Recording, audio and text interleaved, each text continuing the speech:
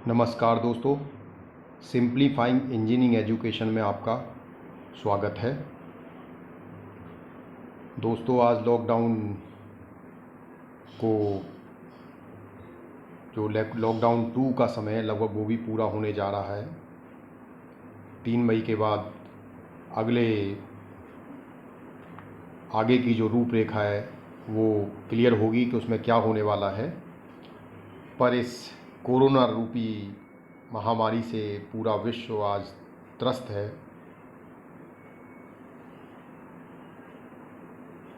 सभी जो है प्रयास में है कि किसी तरह से इस पर विजय प्राप्त की जाए और पूरे विश्व की मानवता जिस मेहनत से और लगन से जो हमारे कोरोना के जितने भी वीर हैं वो अपनी जान को जोखिम में डालते हुए लोगों की सेवा कर रहे हैं, तो मुझे उम्मीद है कि जल्द ही हम उस पर नियंत्रण पालेंगे।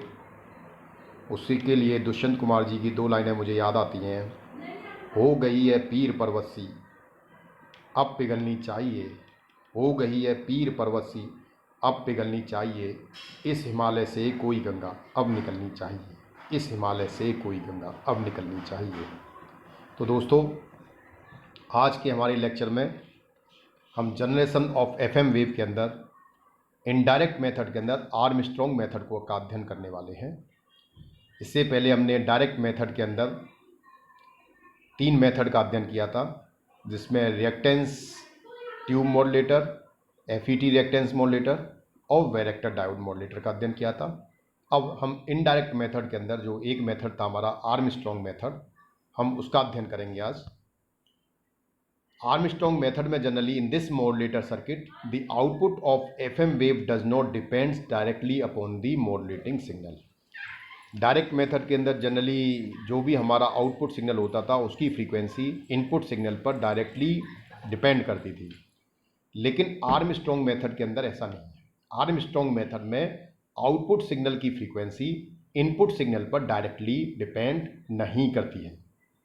In direct modulator the stability of LC oscillator is not good. Generally हम जो डायरेक्ट मेथड हमने उसमें यूज किए थे उसमें ऑसिलेटर सर्किट जो हमने टैंक सर्किट यूज किया था, एलसी ऑसिलेटर यूज किया था। और जैसा कि आप जानते हैं कि एलसी ऑसिलेटर की स्टेबिलिटी बहुत अच्छी नहीं होती है, उसकी फ्रीक्वेंसी लगातार बदलती रहती है। अगर इनपुट में कोई भी नॉइस आ जाती है तो उसकी वजह से भी फ्रीक्वेंसी में परिवर्तन आ जाते हैं, तो वो उसकी स्टेबिलिटी बहुत अच्छी नहीं होती। इसलिए हम इस इनडायरेक्ट मेथड में या आर्मस्ट्रॉन्ग मेथड में हम क्रिस्टल ऑसिलेटर का प्रयोग करते हैं। और जैसा कि हम जानते हैं क्रिस्टल ऑसिलेटर भी आप लोग ऑलरेडी पढ़ चुके हैं। क्रिस्टल ऑसिलेटर की जो स्टेबिलिटी है वो बहुत अच्छी होती है, यानी उसकी आउटपुट सिग्नल की फ्रीक्वेंसी बहुत जल्दी से वेरी नहीं करती। अगर नॉइस सिग्नल आ जाएगा तो केवल नॉइस सिग्नल मात्र से उसकी फ्रीक्वेंसी पर कोई प्रभाव नहीं पड़ता है। तो the stability of the crystal oscillator is much better than the LC oscillator.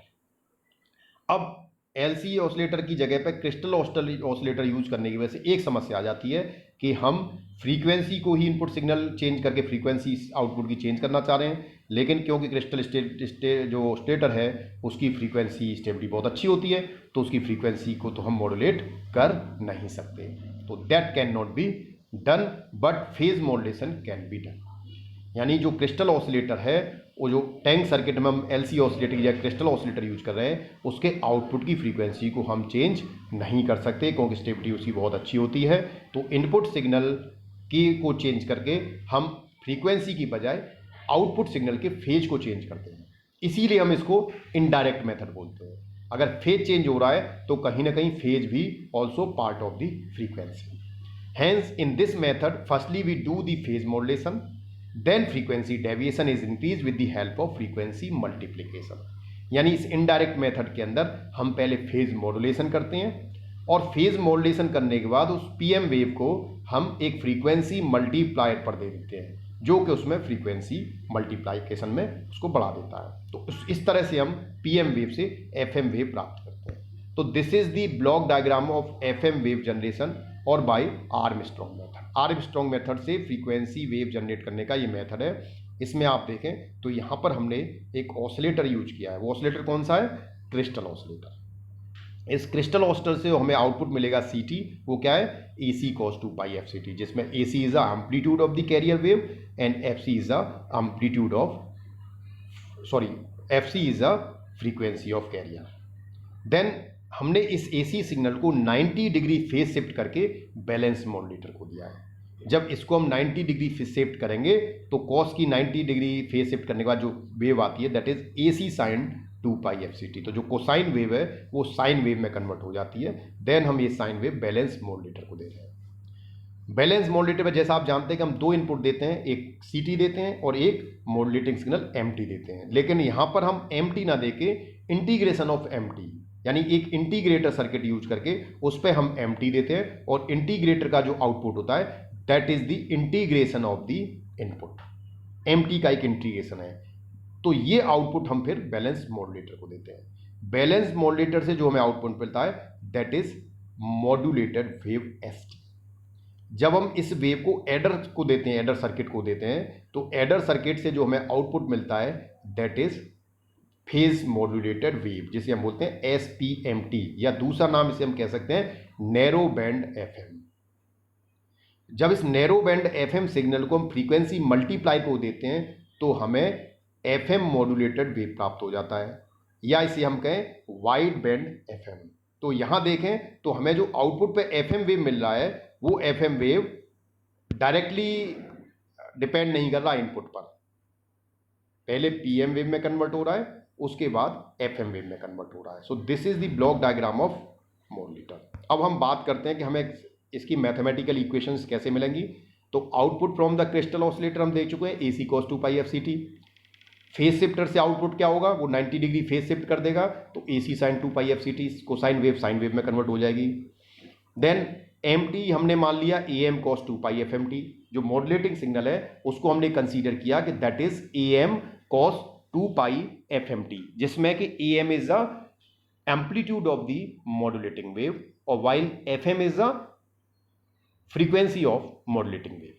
Now integrator को हमने एम टी दिया है, तो m t integration of m t, यहां पर हमने एम टी की वैल्यू पुट कर दी तो हमारे पास मिला A M cos 2 pi F M t d t. और इसको जब हमने सॉल्व किया तो हमें मिला A M sine 2 pi F M T, ये हमें एम टी मिला। अब हमने एस टी जो हमारे पास आउटपुट आया वो सी t multiplied by m t आया, दोनों को हमने मल्टीप्लीकेशन कर दिया। जब ये इनपुट गया हमारे एडर में, तो एडर में हमारे पास C T minus S T जो आउटपुट बैलेंस मॉड्यूलेटर से आया है और जो सी टी आया उन दोनों का सब्ट्रैक्शन है। तो एस पी एम जो हमें मिली A C cos 2 pi F C T minus A C sine 2 pi F C T dot A M sine 2 pi F M T, ये हमें इक्वेशन मिलती है। Equation 1 represent the P M wave. Equation किसको represent करिए, P M wave को। And it pass through the frequency multiply which increases the frequency deviation. जो delta F frequency deviation है वो फ्रीक्वेंसी मल्टीप्लाई उसकी फ्रीक्वेंसी को बढ़ा देता है, तो वो नैरो बैंड वाली एफ एम वाइड बैंड वाले एफ एम में कन्वर्ट हो जाती है। तो इस तरह से हमें एक आर्मस्ट्रॉन्ग मेथड से एफ एम वेव मिल जाती है जो कि इनपुट पर इनडायरेक्टली डिपेंड करती है। This is the comparison of direct and indirect method. Direct method में M T directly changes C T, यानी एम टी जो है वो सी टी को डायरेक्टली चेंज करता है। लेकिन इनडायरेक्ट मेथड में it do not change C T directly. Firstly P M wave then F M wave. पहले हम पी एम वेव जनरेट करते हैं, उसके बाद एफ एम वेव जनरेट करते हैं। No restriction on modulation index. Direct method के अंदर मॉड्यूलेशन इंडेक्स पे कोई रेस्ट्रिक्शन नहीं है, हम कितना भी मॉड्यूलेशन इंडेक्स ले सकते हैं, but the value of modulation index is less than 1। लेकिन इनडायरेक्ट मेथड के अंदर मॉड्यूलेशन इंडेक्स की जो वैल्यू है वो 1 से कम होनी चाहिए। डायरेक्ट मेथड के अंदर हम एलसी ऑसिलेटर यूज करते हैं, जबकि इनडायरेक्ट मेथड में हम क्रिस्टल ऑसिलेटर यूज करते हैं। Frequency stability of oscillator is not good, यानी कि हम डायरेक्ट मेथड के अंदर एलसी ऑसिलेटर यूज करते थे, इसीलिए इस ऑसिलेटर की स्टेबिलिटी जो बहुत अच्छी नहीं होती। लेकिन इनडायरेक्ट मेथड के अंदर हम क्रिस्टल ऑसिलेटर यूज करते हैं जिसकी स्टेबिलिटी बहुत अच्छी होती है। There is possibility of distortion in output due to shifting of central frequency. Direct method के अंदर एक समस्या होती है कि उसमें आउटपुट जो है वो डिस्टॉर्टेड होने के चांसेस रहते हैं, क्योंकि सेंट्रल जो फ्रीक्वेंसी है वो शिफ्ट हो जाती है, उसकी वजह से डिस्टॉर्शन आ जाता है।